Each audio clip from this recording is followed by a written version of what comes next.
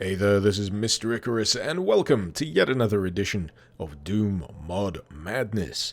This time around, we're doing something just a little different. Rather than a mod based on Doom 1 or Doom 2, we are in fact checking out something based on Doom 3. Let me introduce you to the Dark Project, a total conversion mod for Doom 3 that now works as a full-on standalone that essentially transforms Doom 3 into Thief, but it doesn't use any of the names, intellectual property rights and all that kind of stuff. Instead, we've got something that looks pretty much the same as Thief and plays pretty much the same as Thief, but isn't Thief. So for those of you out there who have no clue about Thief to begin with, it is first and foremost a stealth game, taking place within a medieval metropolis with a bit of a steampunk tinge. You play the role as a, guess what, thief, whose objective is to sneak in and out at various locations, nick anything that isn't nailed down, and get out all without being seen. It's a type of stealth that the Dark Mod here replicates extremely well, and in a very visually pleasing way, taking advantage of many id Tech 4 engine features, but chief amongst which would be the lighting, because much like the original Thief games, if you remain in shadow, you remain hidden. Step into the light, however, and there's a chance that you'll be spotted. Thankfully, there's a nice simple way of gauging just how visible you are at any given moment, and that would be through the aid of the light gem, which you can see at the bottom of the screen. The lighter it is, the more likely you are to land yourself in trouble. The darker, however, the better. You'll notice that there's also a fair amount of clambering around to be done here in the Dark Mod, with your character able to grab ledges and vault over obstacles, in this case taking me across a rooftop before dropping me into a nicely secluded alleyway. Much better alternative to making my way down the street and having to evade multiple pairs of eyes.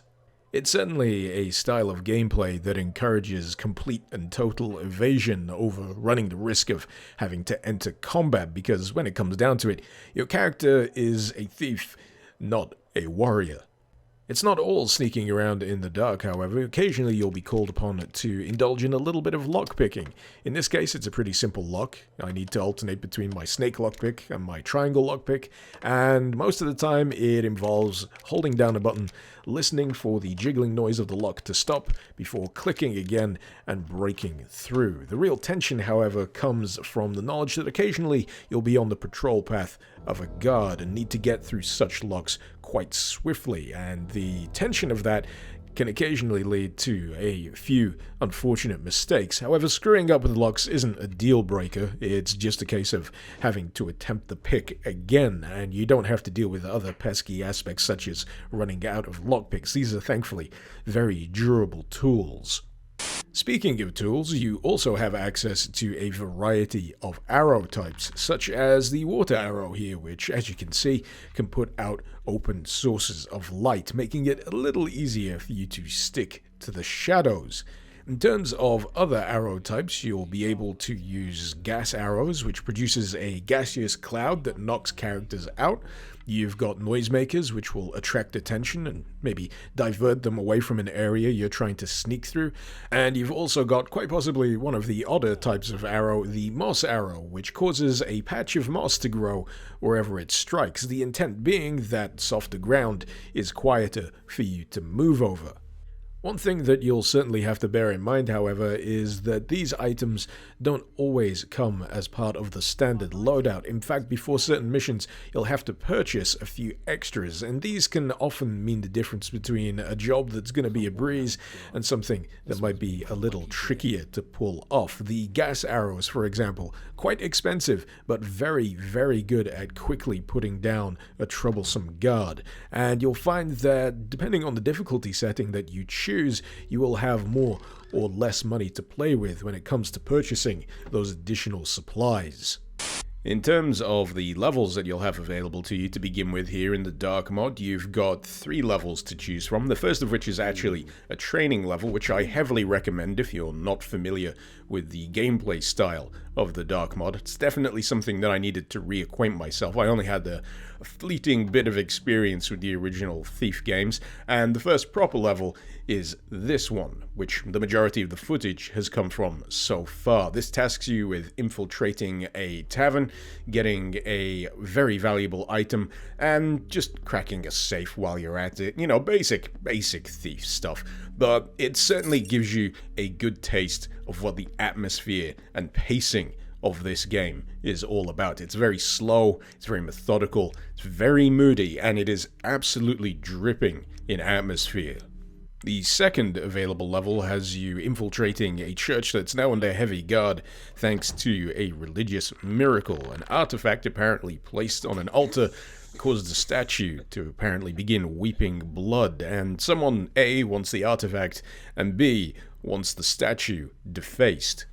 But this level, in my opinion, is where the Dark mod really begins to shine. It certainly opens up a heck of a lot more in terms of how you can approach it. For the sake of comparison, the opening tavern level only really felt like it had one viable way in or out, whereas here you've got about 3 different alternate routes you can take, one of which being a little bit more sneakily hidden than the others. And as for the core objectives, you can tackle them in any order you so choose. And what I really love about this kind of structure is it really gives a fair amount of replayability to the level itself. The first few tries you'll literally be fumbling in the dark, figuring out how the level is structured, how the guard patrols operate, but along the way you'll discover those alternate routes, you'll spot potential shortcuts, and you'll want to go back and try them, because at the end of each level you are in fact rated on your performance, chiefly in stealth, but you'll also get a few other aspects to improve, such as how quickly you could do the level and how few people you killed or knocked out. But for me, this all comes together to form a really satisfying experience, one that I didn't quite expect to enjoy as much as I did. As I said earlier, I've only really got fleeting experience with the Thief series, basic knowledge of how the stealth system was supposed to work, but when you put it into practice, you find that the experience is supremely compelling. There is a very particular thrill to getting around these guards and sneaking around these locations, because the mod itself makes it very clear that on a one-on-one basis, you are probably gonna die if you get into a fight. It means that the guards actually feel like a legitimate threat, something that you can't just brute force your way past. It genuinely makes you feel the fragility of your character, and instead of focusing on combat, which in all honesty is clunky as all hell here, you instead focus on sharpening those stealth skills. If you find that you've had your fill of the initial available levels here in the Dark mod, yet are left with a hunger for more of this particular style of gameplay, then you'll be very pleased to discover that this is an extremely well-supported mod when it comes to additional levels. In fact, there's a whole in-game browser here that makes it very easy to browse and select new levels to play. In particular, I found this one here a very good pick indeed. This is a level called Volta and the Stone. Now, this wasn't actually my first pick as a new level to play. In fact, there was a fair degree of trial and error involved in picking something new, because the list, as expansive as it is, doesn't really give you any indication of how skilled you're going to have to be in order to get through it. I typically found, however, that some of the more recent missions tended to be trickier, which is natural considering the mod's been out since 2009, and in that space of time, players will want trickier and more fiendish levels to complete. But this, being one of the older maps available, actually seemed to fit my level of skill quite nicely. But the general setup for this map is you're infiltrating the noble household of Volta, all in pursuit of a spiffy-looking magical stone that they've got squirreled away in a rather imposing tower located at the heart of their estate. Naturally, you'll be dealing with a few other complications along the way, namely the fact that you won't be able to unlock the tower until you locate 3 hidden switches. Essentially, all of the elements that endeared me so much to the previous level make an appearance here. The fact that you don't have to tackle those switches in any particular set order, the fact that the map itself is actually relatively open with multiple routes between you and whatever objective you've chosen to tackle first.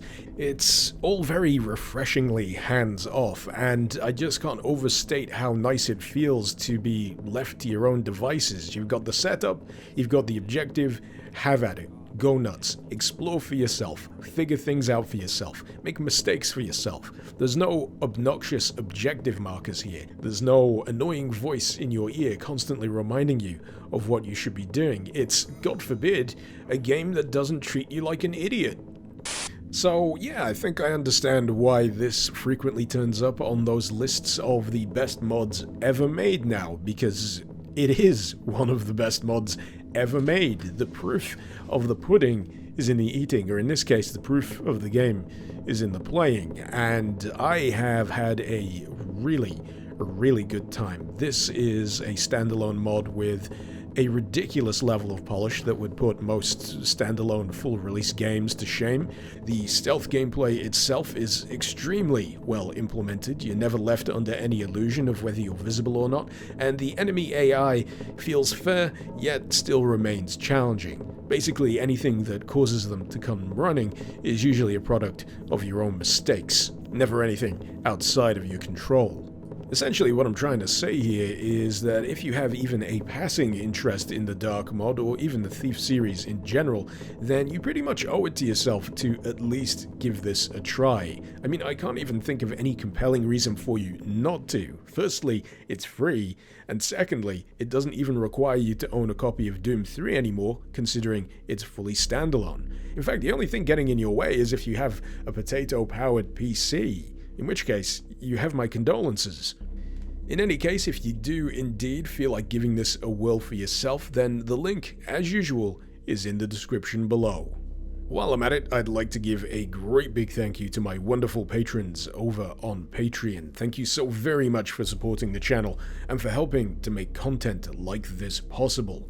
If you're interested in lending a hand yourself, maybe you'd like to see your name in the credits, or maybe you'd like to gain access to early editions of my videos before anyone else, well, if that's the case, then you can find my Patreon link also in the description below. Hopefully you've enjoyed this video. Feel free to let me know what you thought in the comments, and feel free to suggest any mods you'd like to see me cover in future episodes of Doom Mod Madness. This has been Mr. Icarus. Thank you very much for watching. Icarus out.